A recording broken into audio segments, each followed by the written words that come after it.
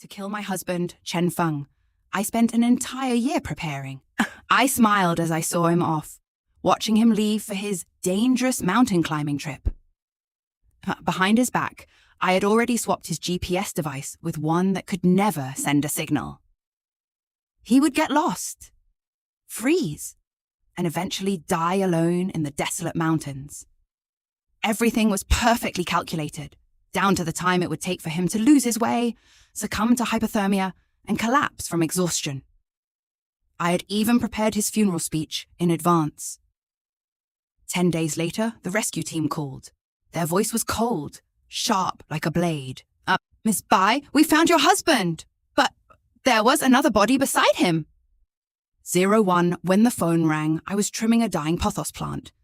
It was Chen Feng's favorite plant. He once said green symbolized life. Good luck for his career.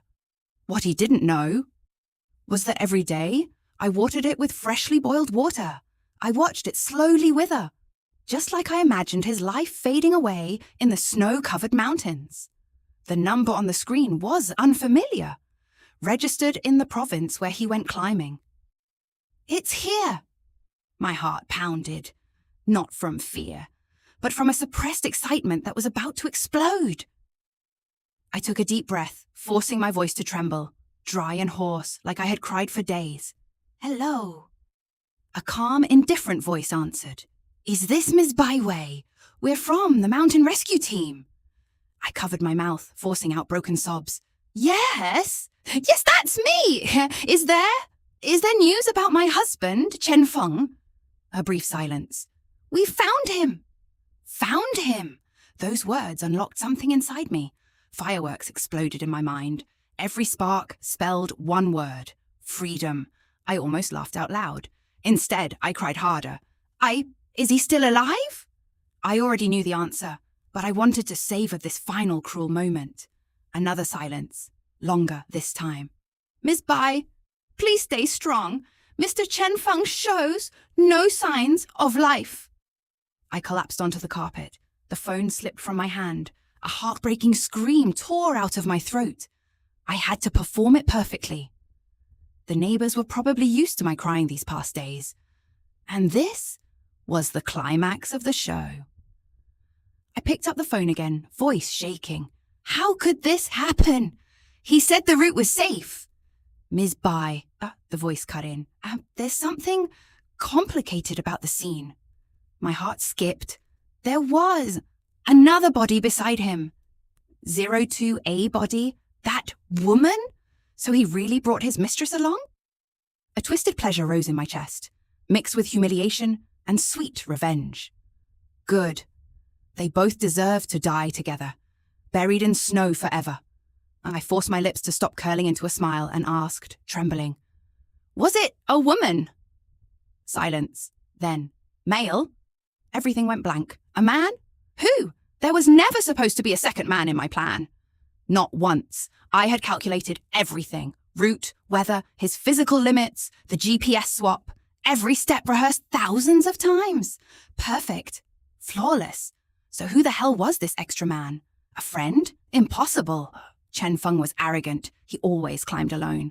A random stranger? Then why die together? Or did he know my plan? Cold fear crawled up my spine. My teeth began to chatter. Who is he? I asked weakly. Why was he with my husband? We don't know yet, the captain replied coldly. We need family to identify the body. Also, Ms. Bai, you should come here immediately. His tone darkened. There are some very unusual circumstances. I hung up and rushed into the bathroom. My pale face stared back at me in the mirror.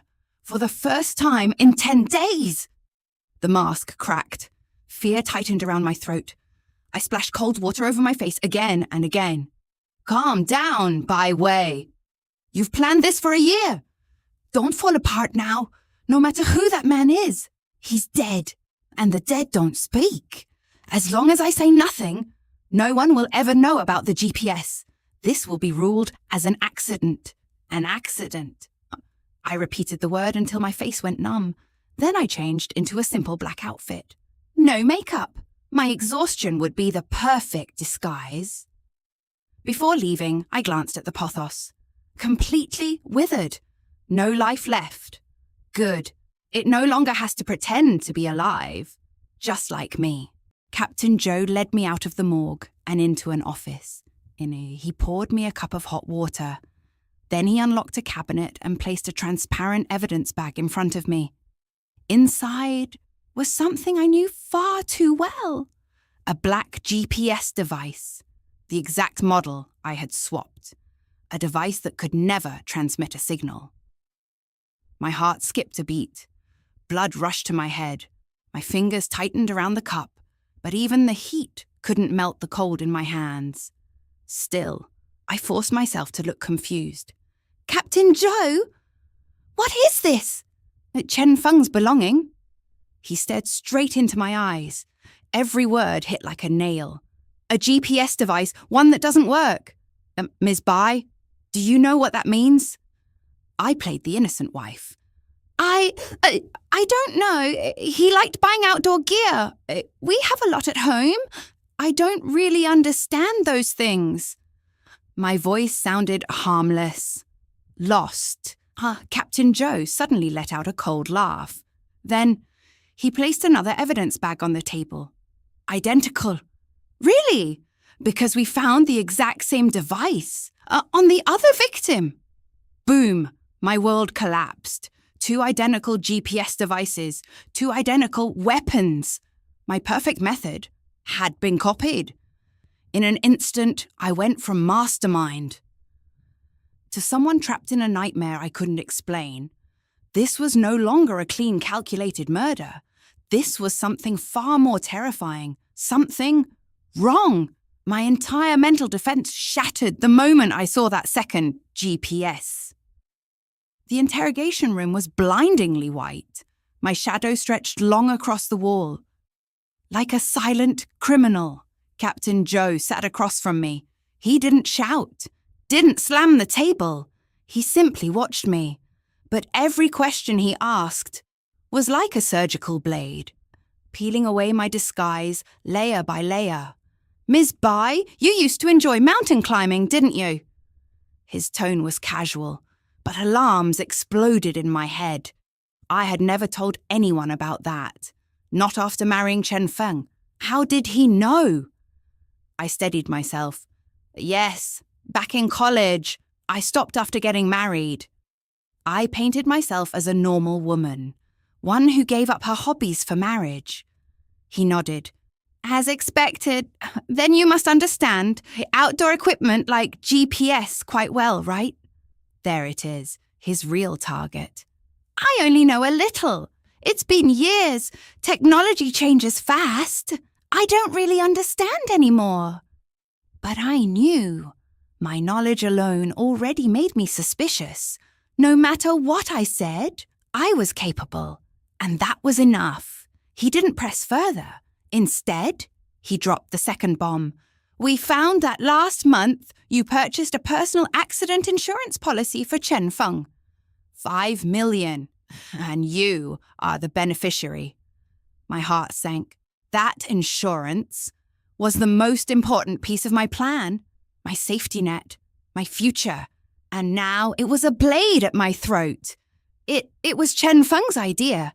I forced myself to stay calm. He liked extreme sports, said it was for the family's security. Blame the dead. The dead can't argue. Captain Joe smiled, a knowing smile. As expected. But we contacted the insurance agent. He said you were the one who initiated everything. You handled the entire process. And Mr. Chen didn't seem to understand the policy at all. Cold. My entire body went cold. I hadn't expected this. Or was this just a trap? I didn't know. And I didn't dare gamble. Because silence, in his eyes, was confession. And then the final blow. A young officer walked in, handing him a file. Captain Joe glanced at it, then threw it onto the table in front of me. Ms. Bai, our tech team recovered your browsing history from the past 3 months. My eyes dropped to the paper, and there they were, the keywords, the ones I feared the most.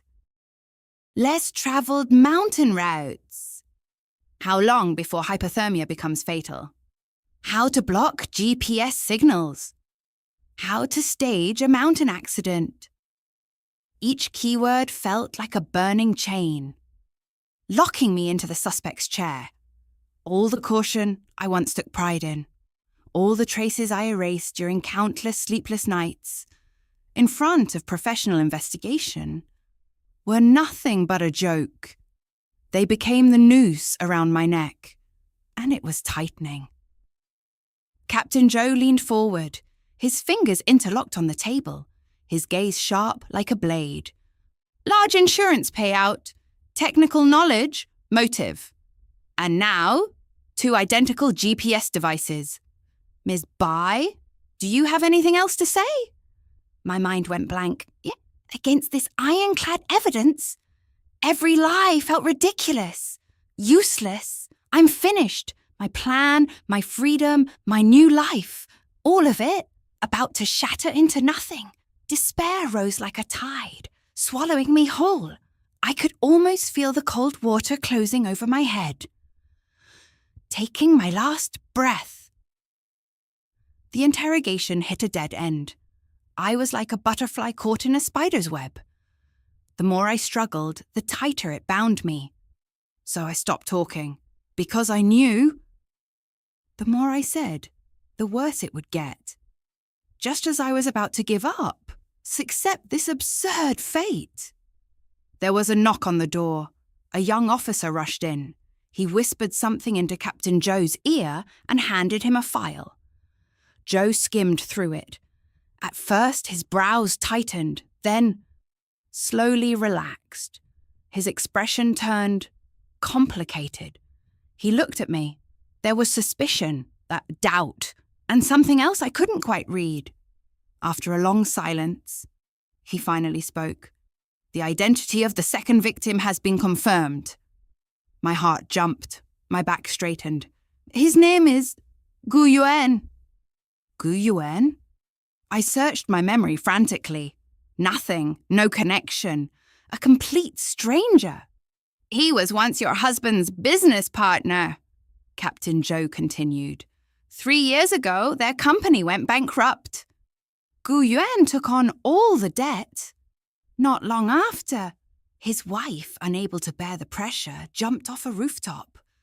With their 3-year-old daughter. Each word hit like a stone, crushing my chest.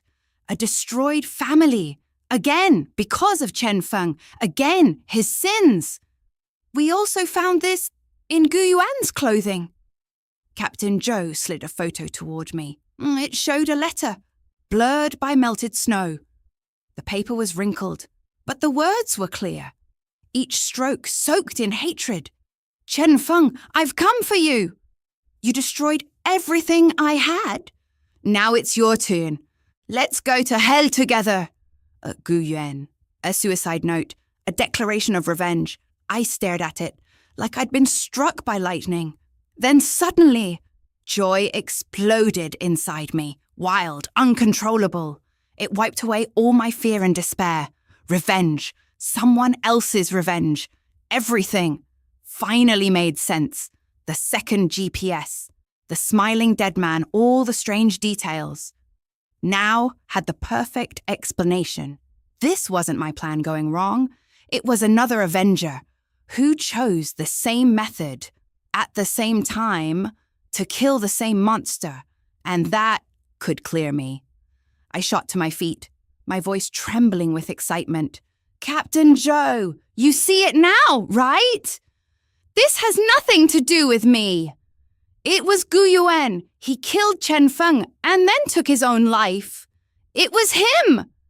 Hope was right in front of me. I could almost see myself walking out of the station, breathing free air again. Is that so? Cold. His voice poured over me like ice water, extinguishing everything. Captain Joe cut me off, his expression colder than ever. Then he threw another file onto the table, an old student record, yellowed with age. In the top corner, a photo of me in college, young, innocent, Below it, a list of members from the mountaineering club. Feng Shui. Next to my name was another name. Gu Yuan. It hit me like lightning again. My entire body froze. My mind buzzed violently. And a long-forgotten memory resurfaced. A small, obscure college mountaineering club. I had only attended a few sessions before quitting. Something buried for years was now dragging me deeper into the abyss.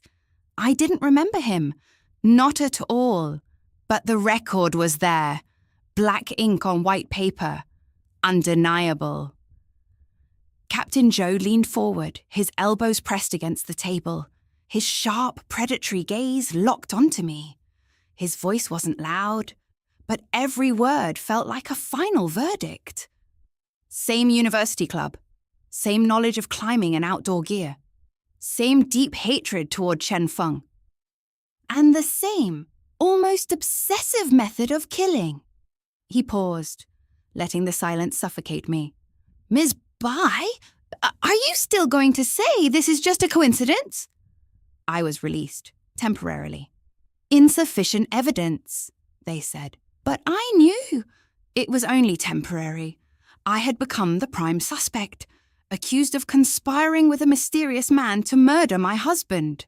I was under surveillance, forbidden to leave the city, and Captain Joe's hawk-like eyes seemed to follow me everywhere.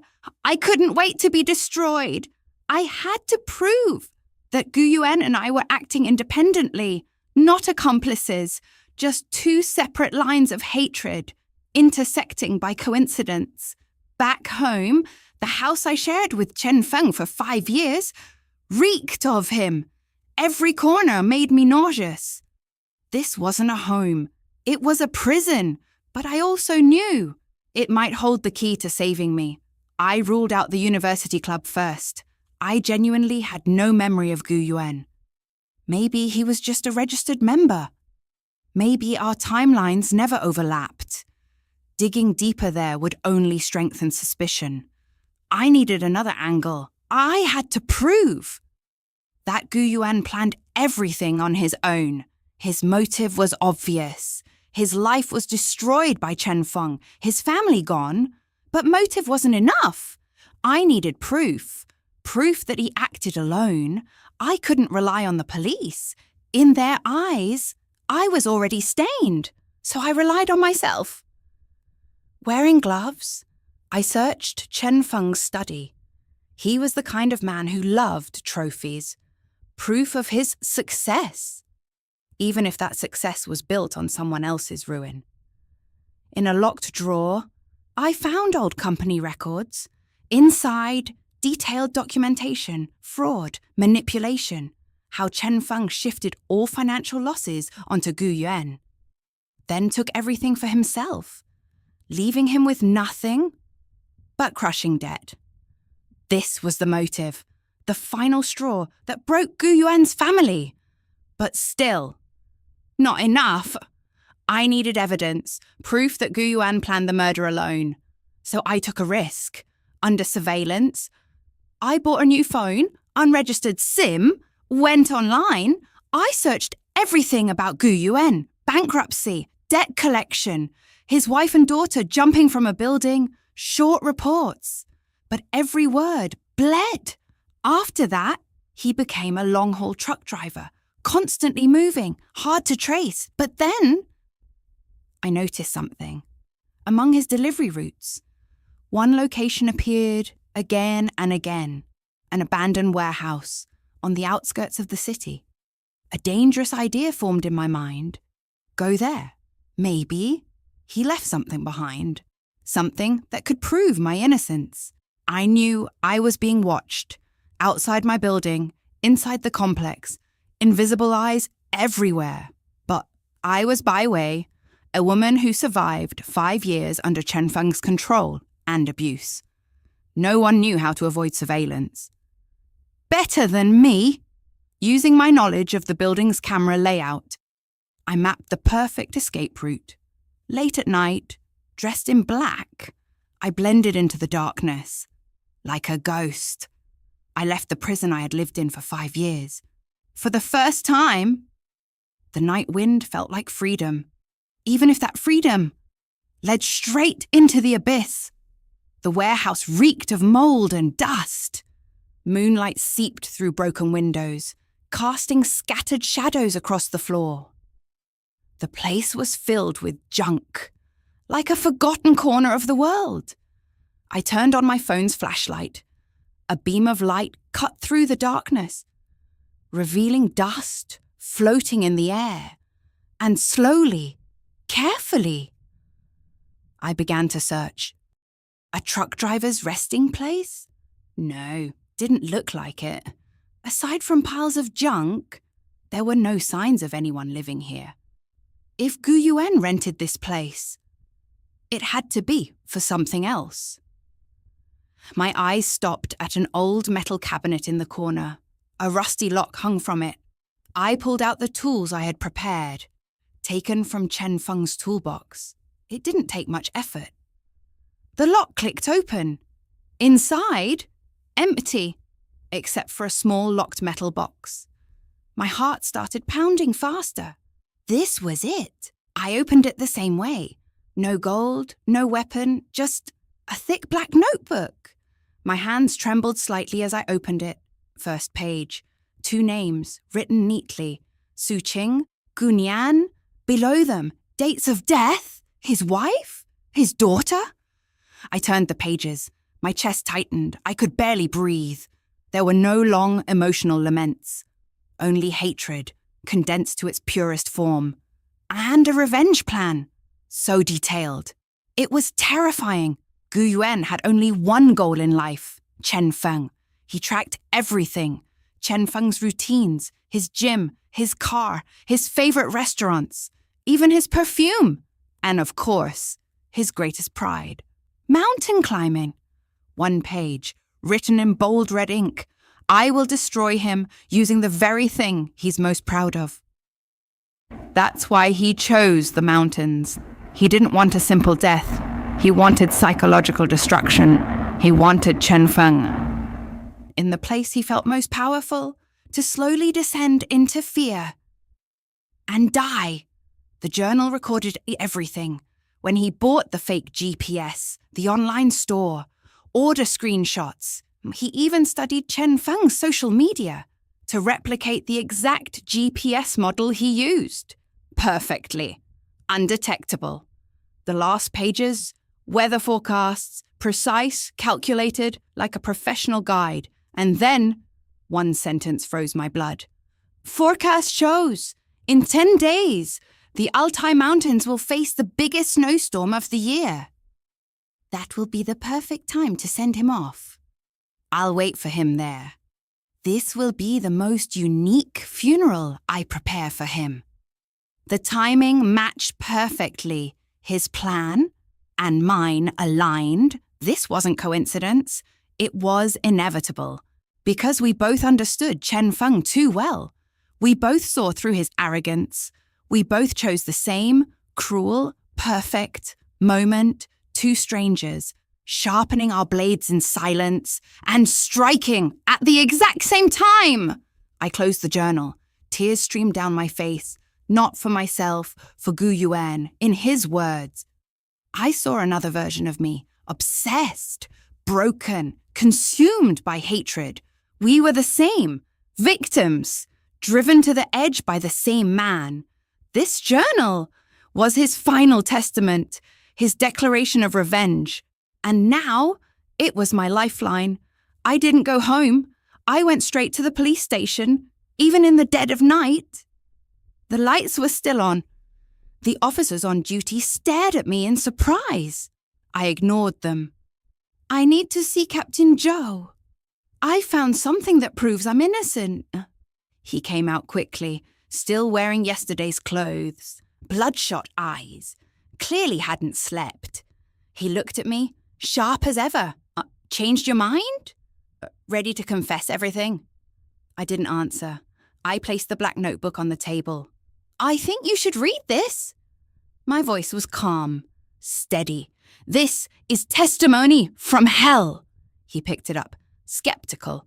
Then his expression changed, from doubt to scrutiny to seriousness, and finally, shock. He read every page carefully, not missing a single detail.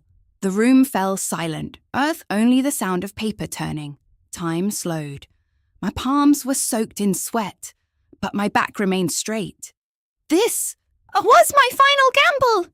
When he reached the last page, he closed the notebook. Silence. Then he looked at me, his eyes impossible to read. He didn't speak. Instead, he picked up his phone and immediately ordered verification. The purchase records, the handwriting, the fingerprints on the journal. The wait felt like an eternity. Dawn slowly broke. The door opened. A technician walked in holding a report. Captain Joe, verification is complete. Order records show that Gu Yuan purchased the fake GPS 1 month before Ms. Bai bought hers.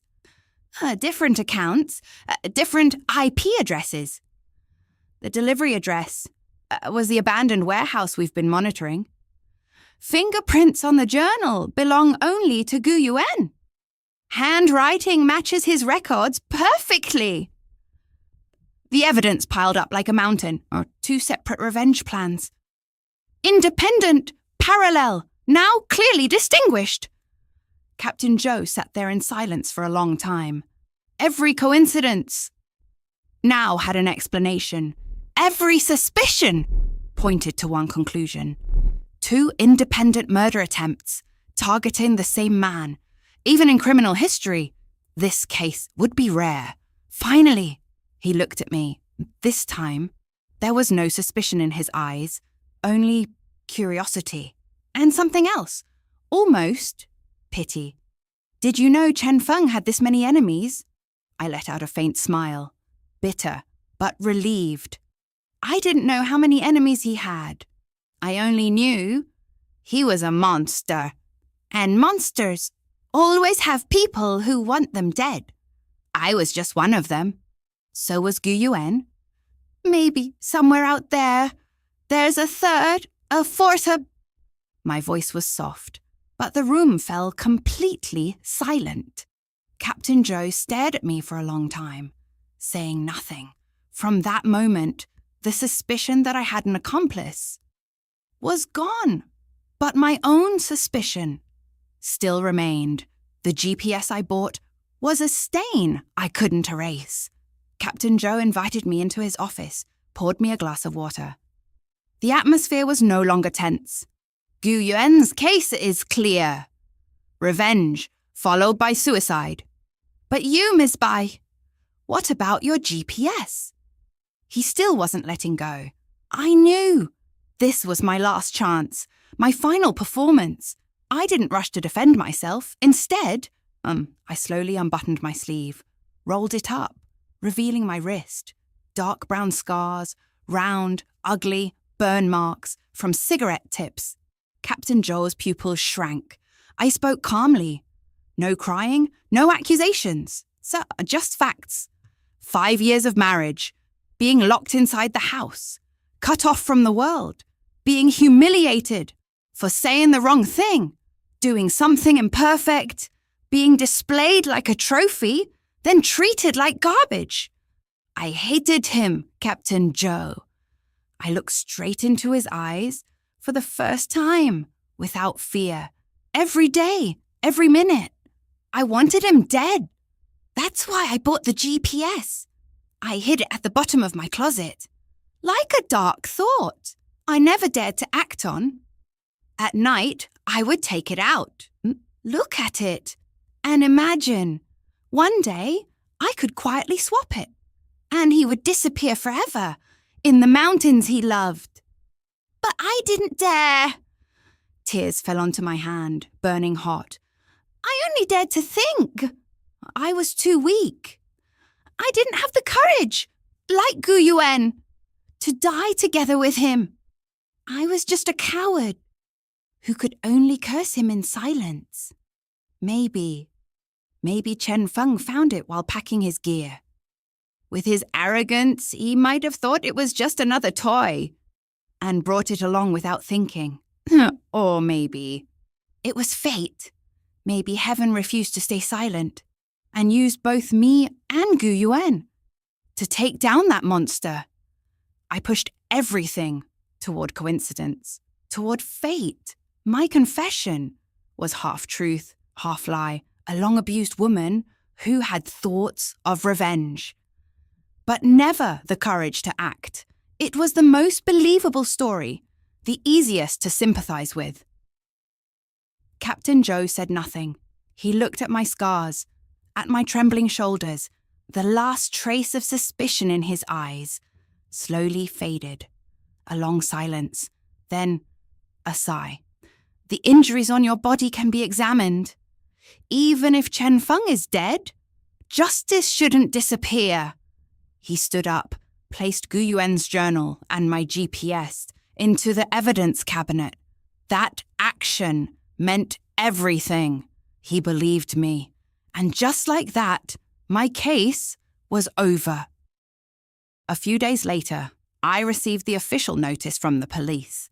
The case was closed. The final conclusion stated, Chen Feng and Gu Yuan, due to personal business conflicts, engaged in a physical altercation during a mountain climb, resulting in both of their deaths. My name did not appear anywhere, not as a suspect, not at all. I was free. A lawyer contacted me soon after to begin the inheritance procedures. Chen Feng's company shares, a luxury apartment in the city centre, a suburban villa, several luxury cars, and the 5 million insurance policy, the one I personally bought for him. Everything legally belonged to me, his only heir. I stood inside the villa, so large. Even his absence echoed. Sunlight poured through the floor-to-ceiling windows. For the first time, it felt warm, not blinding. The first thing I did was call a moving company. Everything that belonged to Chen Feng, his clothes, his trophies, his expensive climbing gear, all of it packed and sent straight to the landfill. While clearing his study, I found a hidden safe inside the wall. The password, his birthday, inside no cash, no gold, only a thick stack of photos. Photos of him, with different women, intimate, shameless, and illegal business contracts. Enough to put him in prison for another 10 years. I looked at the faces in the photos. Some seductive, some innocent. I felt nothing. I lit a fire and threw everything into the fireplace. The flames devoured it all. Every photo, every contract, turning them into ash. I didn't need proof to know what kind of man he was. His death was proof enough. After everything was handled, I contacted my lawyer again. Anonymously, I donated half of the money I gained from selling his company shares to a foundation supporting victims of domestic abuse. Then, through some connections, I found Gu Yuan's mother, an elderly woman unable to work, also anonymously, as someone with a conscience from Chen Feng's business dealings. I sent her enough money to cover her medical care and let her live the rest of her life in peace. A final farewell to an ally I never met, and a final answer to my own conscience. When it was all over, I sold the villa, sold every property in the city, and moved to a small apartment facing the sea, from the bottom of a dusty box. I pulled out my old climbing backpack, covered in years of neglect. I cleaned it, repacked everything. This time, I would climb, for myself. I walked toward the mountains, toward the open sky, toward the life that had been taken from me for 5 long years. After everything was settled, I left the city, the place that had imprisoned my youth and my dignity. I told no one where I was going. I cancelled my old number, cut off every unnecessary connection. With a single suitcase, I took a taxi to the airport. Outside the window, neon lights blurred into streaks, fading into the distance. just like the past. I never wanted to remember. Right before I turned off my phone, ready to throw it into a recycling bin, the screen lit up. A message from a number I hadn't saved, but instantly recognized. Captain Joe. It was short, just one sentence. The mountains are high and the view is beautiful. I hope from now on you climb only for the scenery. I froze. My heart skipped. Maybe he knew, maybe he never fully believed me. But in the end, he chose silence.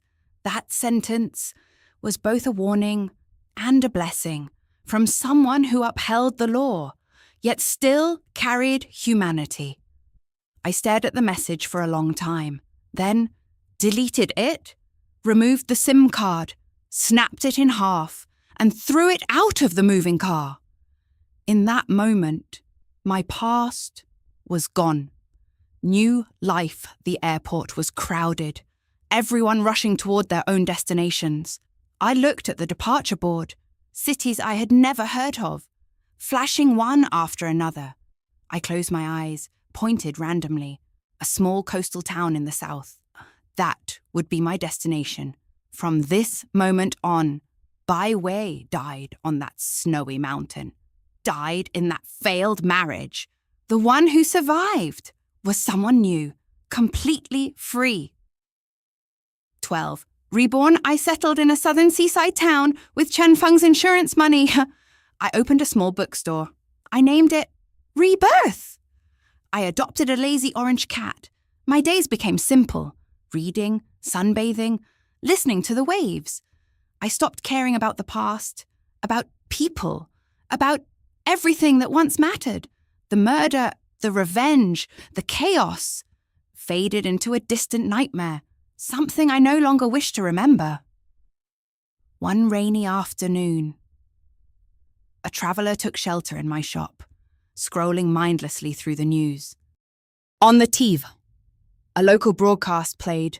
According to reports, the Altai K27, snowy mountain, where the accident involving famous climber Chen Feng occurred, has recently experienced repeated avalanches and abnormal geological activity. Authorities have now permanently closed the area. All climbing activities are strictly prohibited. The announcer's voice echoed clearly. This also means that whatever secrets lie buried deep within that mountain will never surface again. My hand paused mid-air, holding a cup of coffee just for a second. Then, calm again. I looked out the window. The rain had stopped. Sunlight broke through the clouds, spreading golden reflections across the sea. Seagulls soared freely across the endless blue sky, and I understood. This was the greatest mercy fate could give me. The mountain had buried everything, my sins, Chen Feng, and the version of Bai Wei, consumed by hatred. But me? I was still alive. I was no longer someone's wife, no longer anyone's suspect. I was simply the owner of a small bookstore, facing the sea, where spring is warm and flowers bloom